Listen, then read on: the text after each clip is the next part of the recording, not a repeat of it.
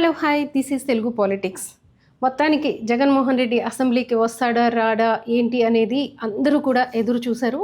So ప్రతిపక్షాలైతే చాలా ముందుకు వెళ్ళి వాళ్ళే ఏదో జగన్మోహన్ రెడ్డి అసెంబ్లీకి రప్పిస్తున్నట్లు చాలా బిల్డప్ చేశారని మనం చెప్పుకోవచ్చు. ముఖ్యంగా డిప్యూటీ సీఎం రఘురామకృష్ణరాజు మాట్లాడుతూ ఆయన అసెంబ్లీలో స్పీకర్గా కూర్చున్న సమయంలో జగన్మోహన్ రెడ్డిని ఆయన సమయం అడగాలనే ఆయన కోరిక అయితే బహుశా ఈరోజు తీరలేదు. ఎందుకంటే ఈరోజు గవర్నర్ ప్రసంగంలో కంపల్సరీ స్పీకర్ ఉంటారు. ఏదో ఎంతో ఎమర్జెన్సీ పరిస్థితులు అయితే తప్పితే స్పీకరే అటెండ్ అవుతారు. డిప్యూటీ స్పీకర్ గవర్నర్ ప్రసంగానికి కూర్చునే పరిస్థితి అయితే చాలా తక్కువ సందర్భాల్లో మనం చూస్తూ ఉంటాం.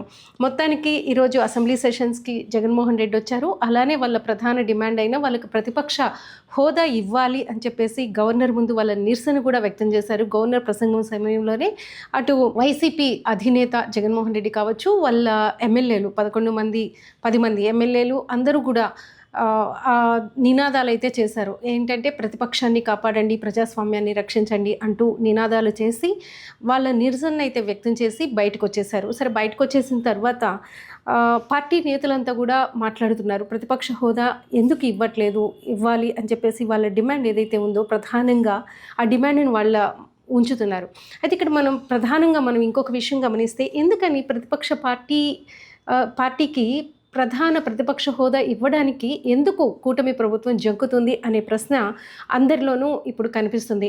నిజానికి కూటమి ప్రభుత్వం 3 పార్టీలు కలిసిన కూటమి ప్రభుత్వం ఉంది. సో ప్రతిపక్షం అనేది ఉంటేనే కదా ప్రజా సమస్యల్ని అసెంబ్లీలో ప్రస్తావించడం, ప్రభుత్వాన్ని నిలదీయడానికి ఒక వేదికగా ఉపయోగపడుతుంది. ఎంత మీడియా ముందుకొచ్చి జగన్మోహన్ రెడ్డి చెప్తాను అన్నా కూడా అది అసెంబ్లీలో ఒక రికార్డెడ్గా ఉండడానికి ఉపయోగపడుతుంది. కాబట్టి వాళ్ళు కూడా ప్రతిపక్ష హోదాని అడుగుతున్నారు. ఇక్కడ అధికార పార్టీ కూడా ప్రధాన ప్రతిపక్షం హోదా ఇస్తే, వాళ్ళు నిలదీస్తే అవన్నీ రికార్డెడ్గా ఉంటాయి. ఏదైతే సూపర్ 6 అని కానీ, లేకపోతే ఇప్పుడు జరుగుతున్న డిఎస్సికి సంబంధించి కావచ్చు, మిర్చి రైతులకు సంబంధించి కావచ్చు, రాష్ట్రంలో జరుగుతున్న అఘాయిత్యాలు, అరాచకాలు కావచ్చు, ప్రభుత్వ పెద్దలు కావచ్చు, ప్రభుత్వ నేతలు కావచ్చు, పార్టీలకు సంబంధించిన వాళ్ళు కావచ్చు, ప్రతిపక్షాల మీద జరుగుతున్న ఏదైతే దాడులు ఉన్నాయో వాళ్ళు చేస్తున్న దాడుల్ని ఈ అసెంబ్లీలో ప్రస్తావిస్తే అవన్నీ రికార్డెడ్గా ఉంటాయనే ఒక భయం కూడా అధికార పార్టీలో కనిపిస్తున్నట్టుంది.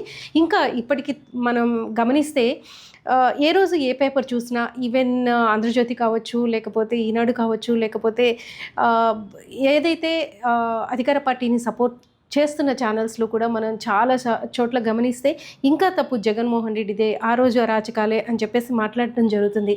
9 నెలలు ఇప్పటికీ గడిచిపోయినాయి. అధికార పార్టీ అధికారంలోకి వచ్చి, కూటమి ప్రభుత్వం అధికారంలోకి వచ్చి 9 నెలలు గడిచిపోయినాయి. 9 నెలలు గడిచినా కూడా ఈ రోజుకి జగన్మోహన్ రెడ్డిని తలుచుకోకుండా, భయపడకుండా ఉండలేని పరిస్థితి అయితే కనిపిస్తుంది.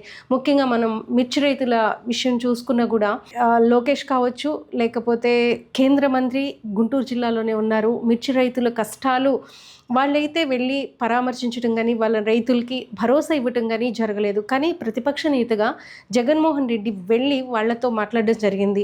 సో ఇలా సమస్యలన్నింటినీ ఏదైతే జగన్మోహన్ రెడ్డి బయట ఉండి ప్రశ్నిస్తున్నారో వాటిని అసెంబ్లీలో ప్రస్తావించడం కోసం ఒకవేళ ప్రస్తావిస్తే అవన్నీ రికార్డెడ్గా ఉంటే ఆ బ్లేమ్ అంతా ప్రభుత్వం భరించాల్సి వస్తుందనే ఉద్దేశంతోనే ప్రతిపక్ష హోదా ఇవ్వడానికి ఇష్టపడట్లేదు అని చెప్తున్నారు. ఇక్కడ సరే, ప్రతిపక్ష హోదా ఇవ్వట్లేదు, ఇక జగన్మోహన్ రెడ్డి 6 నెలలు రాకపోతే బాయ్కాట్ చేస్తాం, ఇవన్నీ కూడా ముందే ఒక పథకం ప్రకారం టీడీపీ వ్యవహరించింది, వాళ్ళు చేసిన కామెంట్స్ ఇవన్నీ కూడా అని మనకు తెలుస్తుంది. నిజానికి ఇక్కడ ఒక విషయం మనం తీసుకుంటే, జగన్మోహన్ రెడ్డి సీఎంగా పనిచేశారు, ఇప్పుడు మాజీ సీఎంగా ఉన్నారు ఆయన. సో ఆయనకి అసెంబ్లీ ప్రొసీడింగ్స్ తెలియవా? 6 నెలలు రాకపోతే ఏం జరుగుతుందన్న విషయం జగన్మోహన్ రెడ్డికి తెలీదా? సో వాళ్ళు ప్రోవోక్ చేశారు కాబట్టి ఈయన వచ్చారు, లేకపోతే మేమే రప్పించాము అనే విధంగా టీడీపీ కూటమి పెద్దలు ఎవరైతే ప్రచారం చేసుకుంటున్నారో వాళ్ళందరూ దీనికి తెరతీస్తూ ఆయన మళ్ళీ కూడా అసెంబ్లీకి వస్తానని చెప్తున్నారు. ఆయన వచ్చి ప్రస్తావించడానికి ప్రతిపక్ష హోదా ఇవ్వమని డిమాండ్ చేస్తూ ఆయన తన నిరసనను కూడా వ్యక్తం చేశారు. భవిష్యత్తులో కూడా వ్యక్తం చేస్తానని కూడా ఆయన చెప్తున్నారు.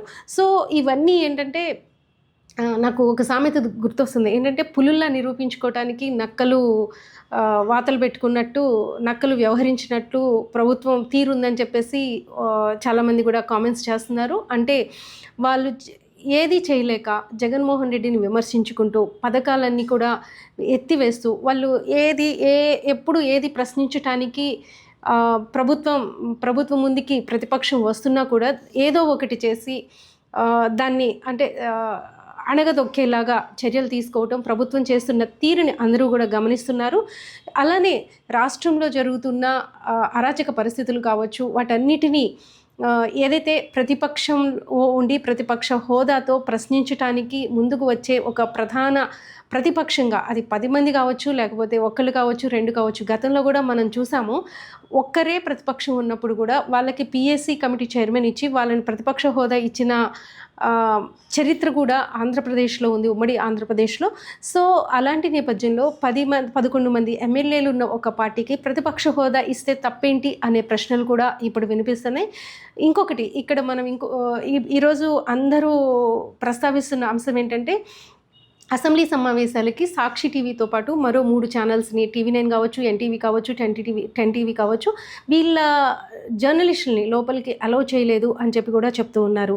నిజానికి ప్రతిపక్ష హోదానే ఇవ్వడానికి భయపడుతున్నారు ప్రభుత్వం అంటే, 11 మంది ఎమ్మెల్యేలకి, ప్రజలు ఎన్నుకున్న ఎమ్మెల్యేలకి ప్రతిపక్ష హోదా ఇచ్చి వాళ్ళని ప్రశ్నించే వాళ్ళని అణగదొక్కుతున్నారు అనే ఒక విమర్శ ఉన్న నేపథ్యంలో వాళ్ళకి అంటే ప్రజా సమస్యల్ని కావచ్చు, లేకపోతే ప్రతిపక్షం ఏదైతే నిలదీస్తుందో దాన్ని ప్రజల్లోకి తీసుకువెళ్ళడానికి ప్రయత్నించే మీడియాను కూడా అణగదొక్కాలని ప్రభుత్వం నిర్ణయించుకోవటం ఇది ఒక పరాకాష్ఠగా చెప్పుకోవచ్చు. ఇంకా అంటే మీడియాని గతంలో సాక్షి టీవీ వచ్చిన కొత్తలో సాక్షి టీవీని బ్యాన్ చేసింది ఫస్ట్ టీడీపీనే. ఆ తర్వాత నుంచే ఆ 4 పత్రికలని కానీ ఇవన్నీ మాట్లాడుకున్నారు, కానీ ఎప్పుడు ఇలా బ్యాన్ చేయటం జర్నలిస్టులకి పార్టీలకి మధ్య అంటే వ్యవస్థని తీసి పక్కన పెడితే పర్సనల్గా జర్నలిస్టులకి అక్కడ ఉండే ప్రభుత్వ యంత్రాంగానికి కావచ్చు, లేకపోతే ప్రజాప్రతినిధులకు కావచ్చు, ఒక సత్సంబంధాలు ఉంటాయి. బహుశా వాటన్నిటిని కూడా పక్కన పెట్టేసి వ్యవస్థనే తీసుకుని, లేకపోతే సాక్షి వ్యవస్థ, లేకపోతే ఇంకొక ఛానల్ యాజమాన్యాలను దృష్టిలో పెట్టుకొని జర్నలిస్టులను బాయ్కాట్ చేసి ప్రజా సమస్యలను వినిపించకుండా చేయటం ఎంతవరకు సమంజసమనే ప్రశ్నలు కూడా వినిపిస్తున్నాయి. ఏది ఏమైనా కూడా అందరూ ఎదురు చూసినట్టు జగన్మోహన్ రెడ్డి వచ్చారు, తనకు కావాల్సిన ప్రతిపక్ష హోదా గురించి అడిగారు, నిరసన వ్యక్తం చేశారు, బయటకు వచ్చారు. ఇప్పుడు మళ్ళీ ఆయన కూడా మాట్లాడడానికి సిద్ధంగా ఉన్నట్లు తెలుస్తూ ఉంది. భవిష్యత్తులో కూడా ఆయన వచ్చి తన ప్రతిపక్ష హోదా గురించి, అలానే వాళ్ళకి ప్రతిపక్షానికి ఏదైతే కేటాయించాలో ఆ సమయం కోసం పోరాటాలు మాత్రం ప్రజల కోసమే కాదు, ఇప్పుడు ఆ పార్టీ కోసం వాళ్ళు పోరాటాలు చేయాల్సిన పరిస్థితి అయితే అక్కడ కనిపిస్తుంది అనేది మనకి స్పష్టంగా కనిపిస్తున్న అంశం. Please subscribe Telugu politics.